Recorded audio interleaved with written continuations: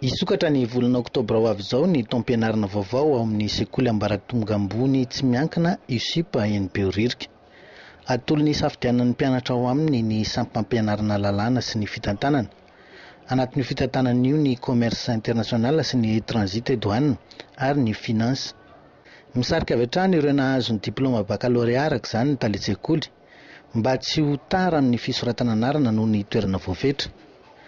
Isan'ny tolotra manokana omen'ny sekoly ihany koa ny fampianarana mpitain-davitra ahafahana mahazo mari-pahaizana licence en gestion izay ananana fankatoavana avy amin'ny ministère fampianarana ambony sy ny fonction publique. Mampiavaka ny sekoly ihany koa ny fanomezana vatsim-pianarana ireo mpianatra taona voalohany ao aminy. Ny USSUP Behoririka Institut Supérieur Privé Professionnel, raha midina zany ianao avy amin'ny tetezan'ny Behoririka mandalo Luxor dia ompitany EPP Behoririka eo ompitany mpivarotra éponge. Amin'ity taom-pianarana ity dia hiditra ny mpianatra ho an'ireo afaka nahazo ny baccalauréat amin'ny volana oktobra ho avy izao eo. Lalam-pifanana misy eto amin'ny sekoly dia ny fitantanana sy ny lalàna. Fitantanana zany misy maromaro, ohatra hoe commerce international, transit et douane, comptabilité finance. Ny diplôma voakan'ny sekoly dia ahafahana miatrika fanadinana ara-panjakana, izany hoe manana équivalence amin'ny fonction publique. Manaraka izany dia misokatra fidirana amin'izany ny première année sy ny deuxième année en droit sy ny gestion.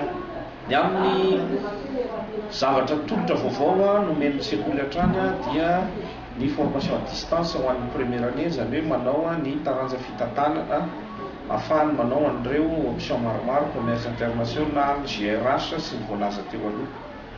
Dia misokatra koa zany ny à distance moa zany efa fahatelo taona zao ny troisième année azahoana ny licence en gestion, izay diplôme habilité par le ministère de l'enseignement supérieur arakampan'ny fonction publique. Ireo zany dia folo volana ny mianatra amin'ny téléenseignement, dia mividy boky ny mpianatra tahaka ny fanao ny téléenseignement rehetra, boky folo no vidiana ao anatin'ny taona dia miatrika fanadinana. Manarak'izay dia ny première année ato aminay zany mba fampahirezana ny mpianatra dia ny sezaka natao tao anatin'ny telo taona izay ny manome vatsim-pianarana ho amin'ny première année. Sekoly tokony eto Madagasikara manome vatsim-pianarana ity sekoly ity.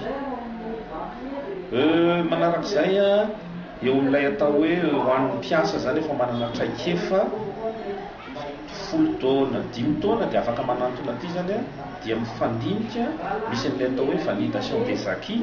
Dia io zany ohatra zany eo amin'ilay toerana nisy ianao zany dia tokony ho mena misitraka ny bac plus 2 ianao dia misitraka an'izay na licence arak'ilay traikefa nanananao zany sy mise au point erahany dia fanadinana.